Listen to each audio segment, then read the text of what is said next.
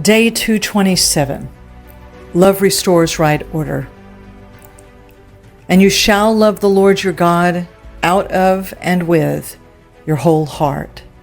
This is the first and principal commandment. The second is like it.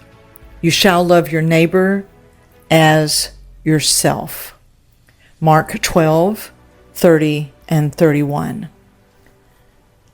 Love has an order. And when that order is broken, confusion enters.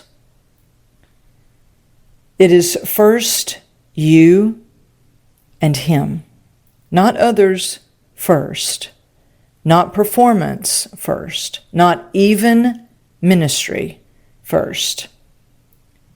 If you skip this, if you ignore and set aside his proper order as stated in Scripture, everything becomes distorted. You lose sight of him.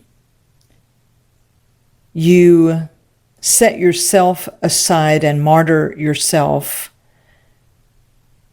You overextend and eventually collapse inwardly, asking, "Where am I in all of this?" Let's look to Jesus, our living blueprint. Jesus lived knowing and in the full consciousness that he was loved by the Father. And out of that love the Father had for him, he then loved the Father.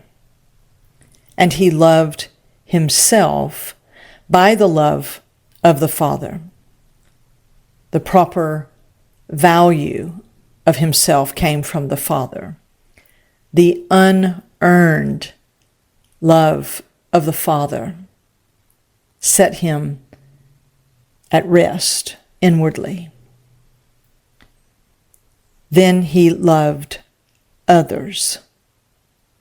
That is the orderly flow of God's kind of love. When the Father becomes your source, you no longer need others to validate you, nor will you neglect yourself to serve them. If you know the love of the Father, you certainly can prefer others without any neglect of yourself. His love restores order, and his order allows life to flow as it was meant to.